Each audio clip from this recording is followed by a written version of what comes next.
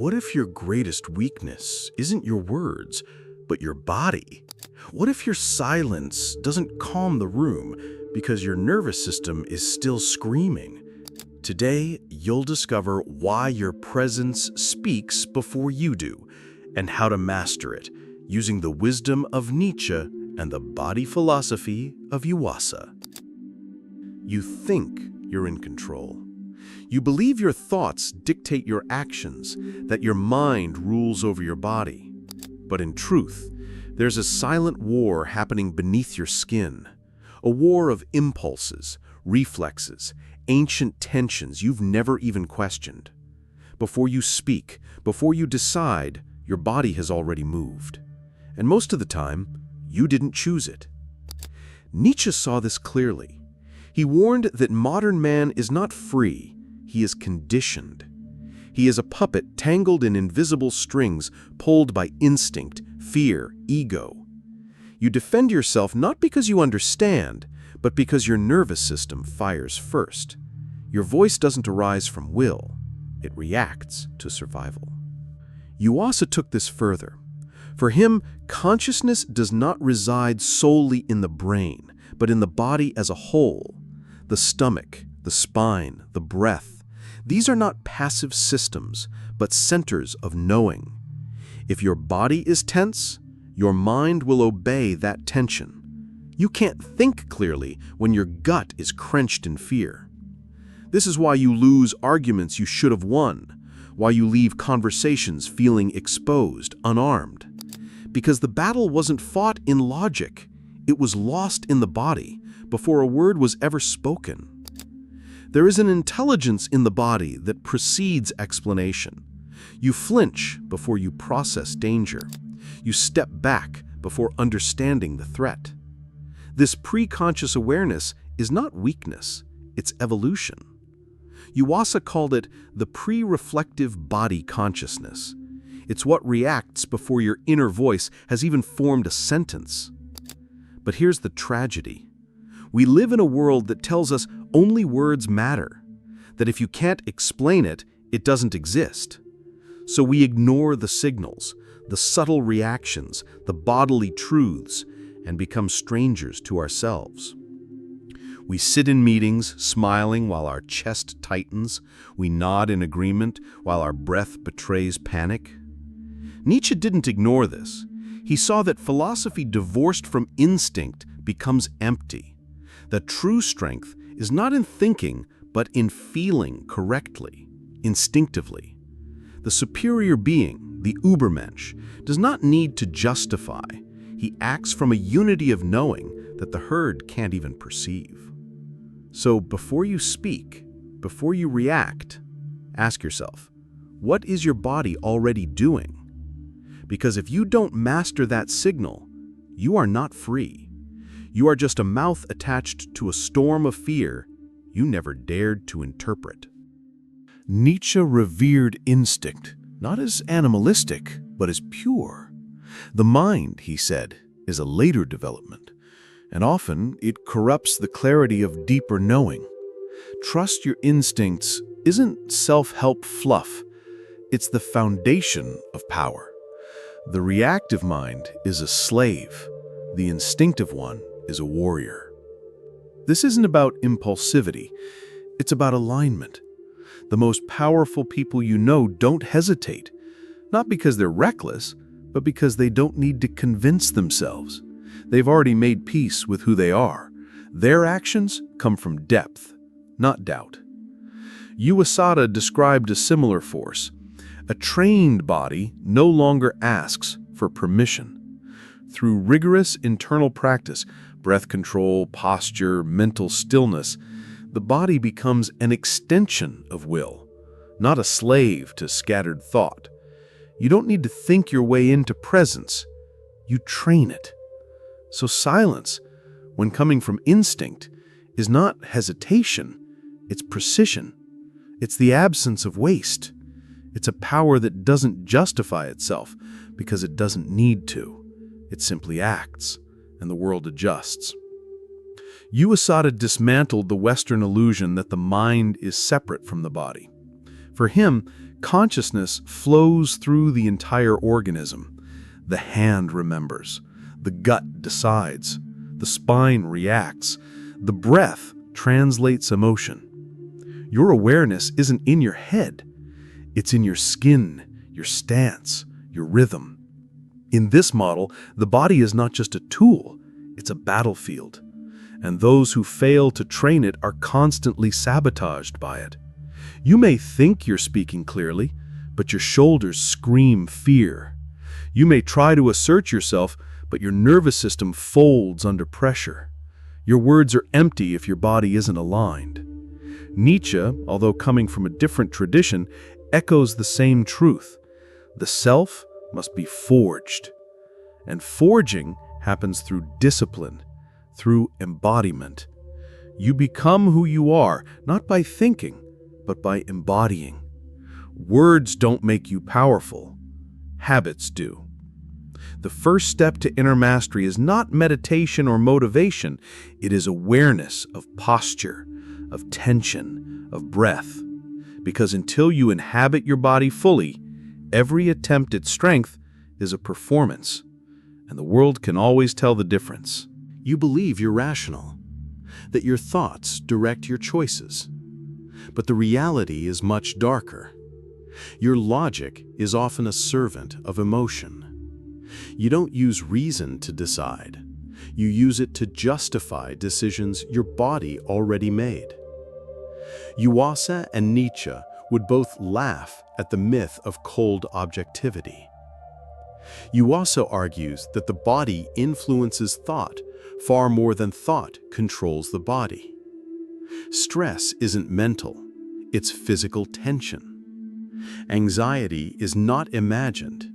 It's a trapped breath, a tightened jaw, a chest that forgot how to expand. If your body is rigid, no philosophy can save you. Nietzsche declared that even the highest ideas are expressions of instinct. Morality, religion, politics, they're not rational systems. They're extensions of desire, fear, and self-preservation. The one who believes they are thinking clearly is often the most controlled by what they refuse to feel. So while you strive to think before you act, the real work is to feel before you speak. Because until your body is free, your mind is a prisoner, no matter how articulate you are.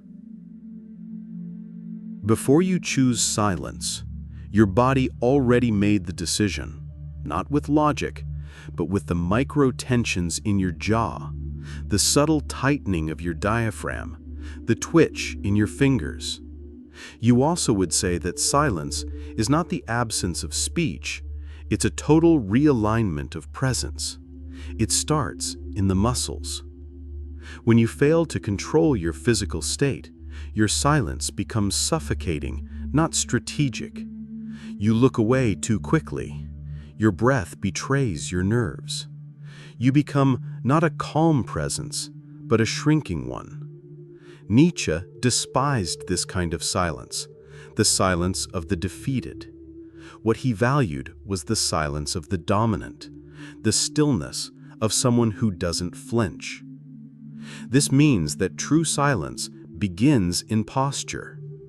It's in how you hold your ground, in how you breathe when tension rises, in how you remain still while others unravel.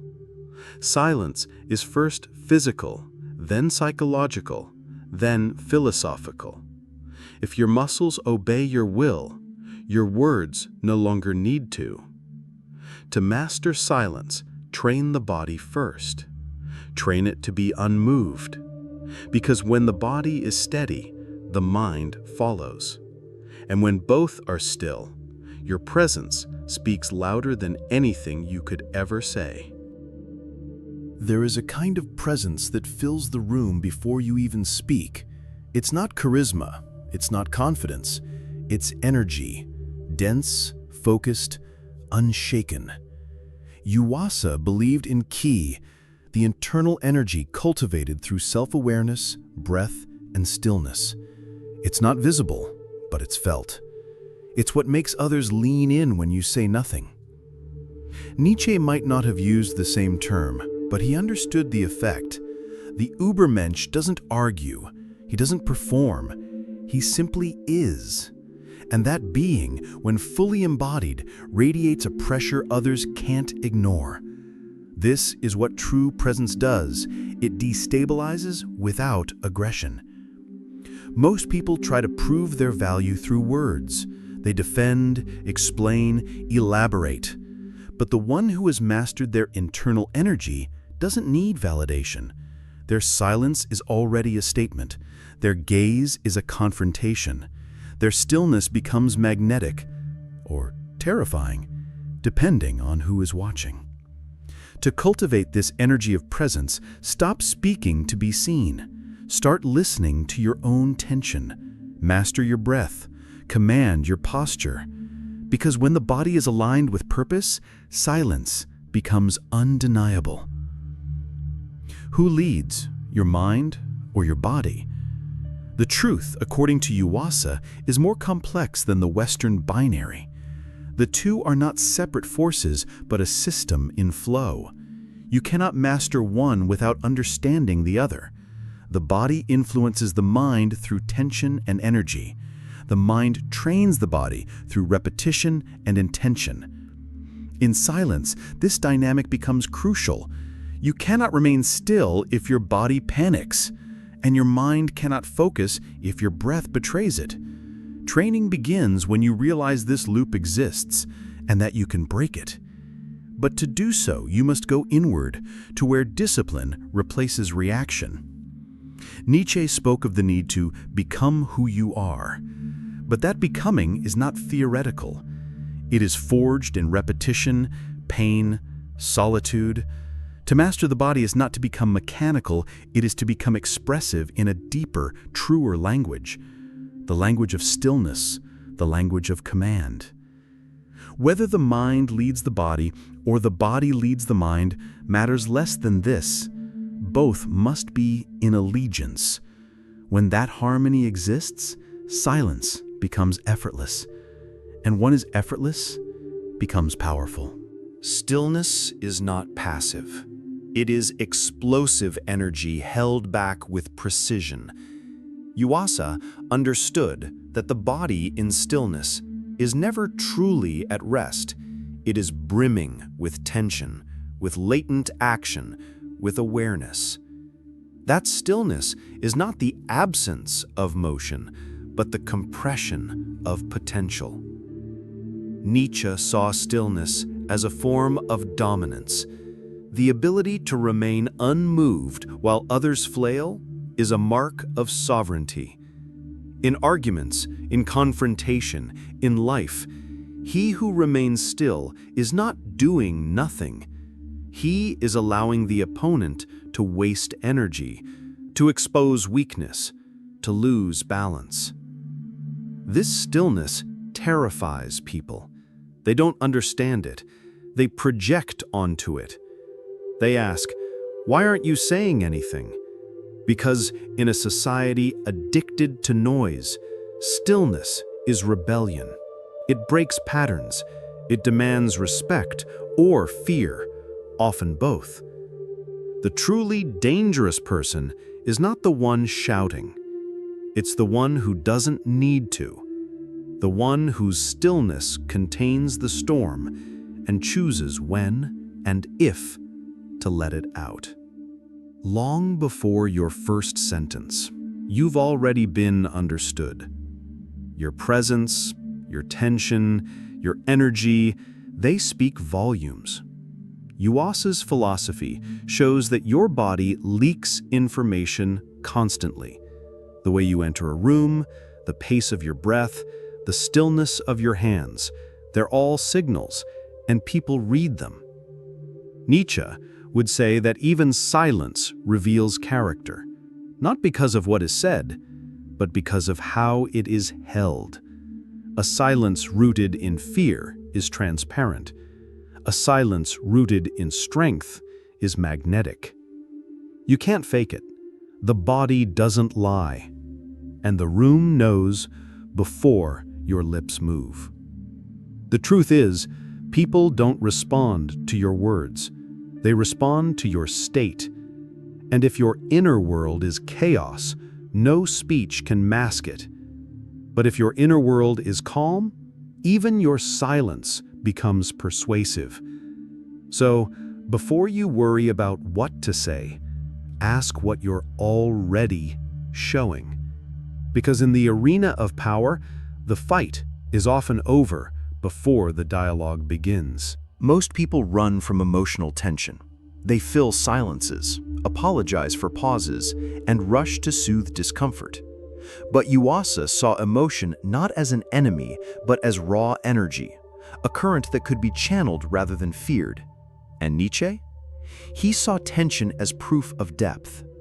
The shallow avoid it, the strong use it. Emotional tension, when held intentionally, becomes a weapon. It draws attention. It forces others into their own discomfort. It creates an imbalance where your presence becomes the center of gravity. When you hold back, not out of fear, but out of control, you begin to dominate the psychological terrain. But this power demands discipline, to hold tension without cracking, to be the calm in the room where others are unraveling. That's not passivity, it's mastery. It's knowing that the more they react, the more control you gain. Because in the absence of your reaction, their own noise becomes deafening. If you can learn to feel without spilling, to hold emotion like a charged blade, you'll discover something terrifying.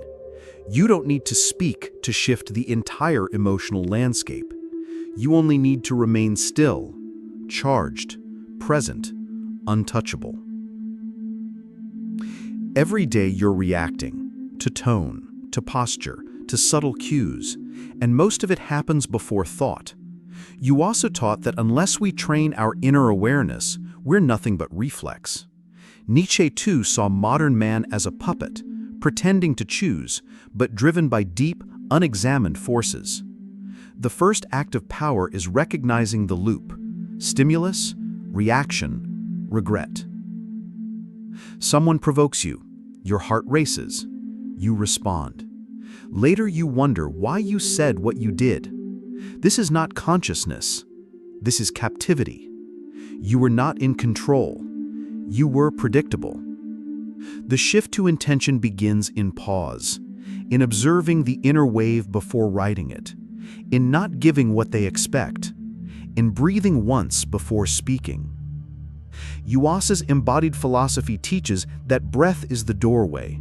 Nietzsche would add, the moment you stop needing to defend your ego, you gain freedom. From that space, your words become rare and dangerous. Not reactive, but designed. Not noisy, but surgical. You're no longer playing their game. You've rewritten the rules, and silence becomes your most deliberate move. Your real enemy isn't out there. It's in your nervous system. Every conflict, every moment of panic, every shaky voice and impulsive reaction begins here. Yuasa believed that unless we train this system, we are at its mercy. And Nietzsche, ever the warrior philosopher, would say, how can you rule the world if you can't rule your own body? Your nervous system doesn't care about truth. It cares about safety. It will sabotage your clarity if it feels threatened. It will flood you with adrenaline, freeze your voice, tighten your chest. And in that moment, silence becomes impossible. Control disappears. The self splinters.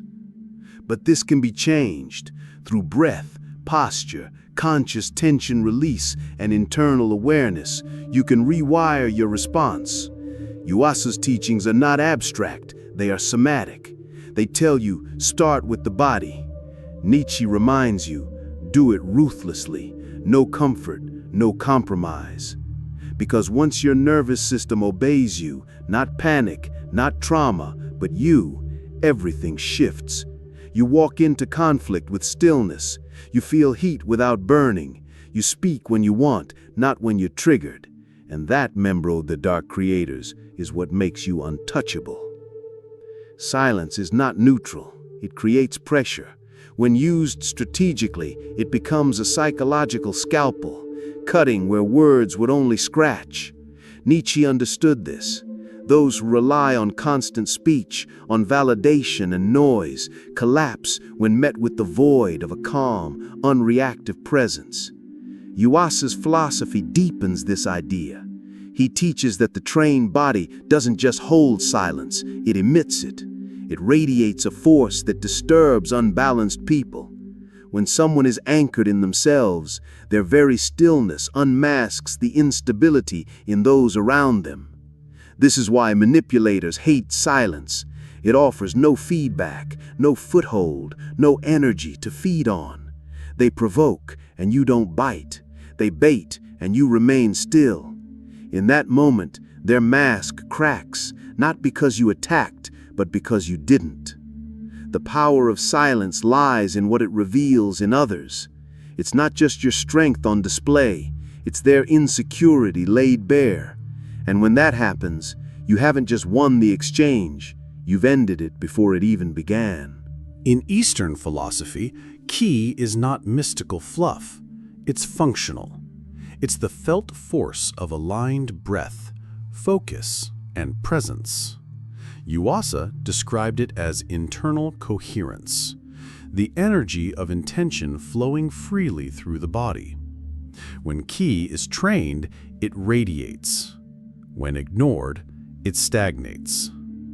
You feel this in a person who walks into a room and shifts the atmosphere without speaking. Nietzsche would not use the word ki, but he'd recognize it. He spoke often of will to power, a force that drives all life to grow, dominate, express itself. But true power, he said, is internal. The external is just its echo.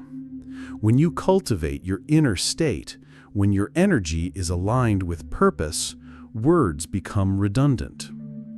Most people leak energy.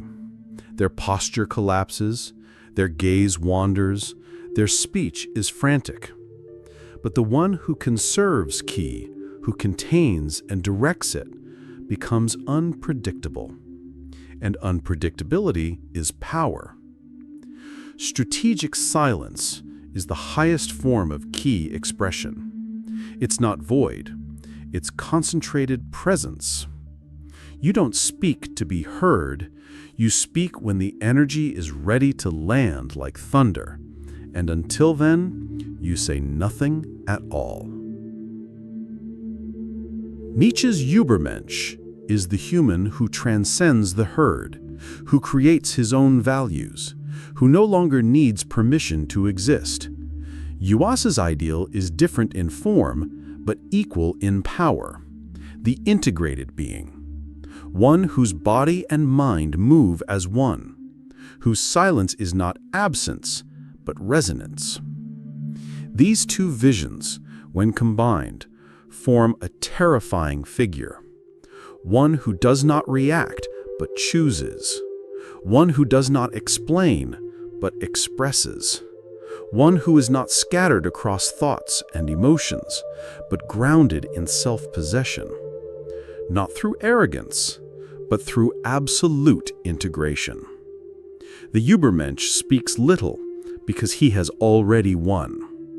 The integrated being does not argue because he feels no separation within. In this union of East and West, of Nietzsche's will and Yuasa's flow, we find the next step in human evolution. Presence without fragmentation. Silence without fear. To become this, you don't need more knowledge. You need more embodiment. You must become the philosophy you preach. You must wear it in your breath, your stance, your stillness. Only then will silence begin to speak for you. Authority is not granted, it's felt. It's the energy of someone who knows they belong, who carries no insecurity, no need for external validation.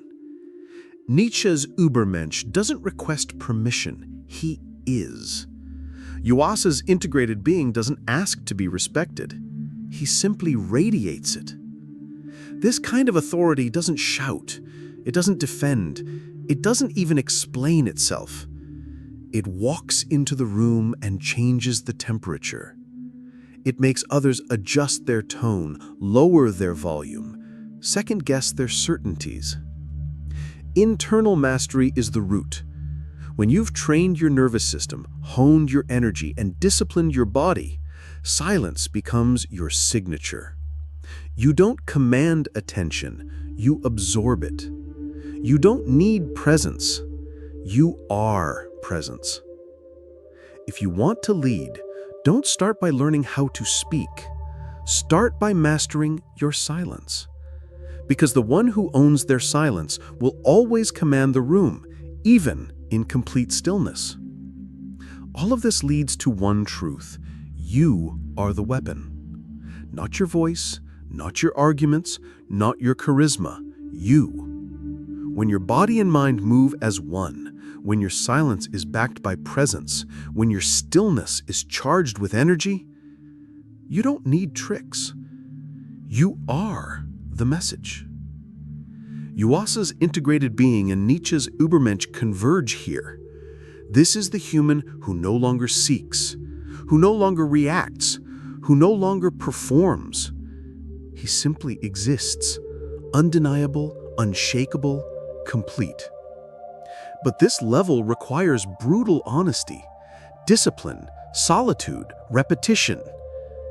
You must feel every weakness in your breath, every fear in your shoulders, every lie in your voice, and burn them. Silence is the fire. Stillness is the forge. So the question is not, how do I appear powerful? The real question is, are you willing to become someone whose very presence is power?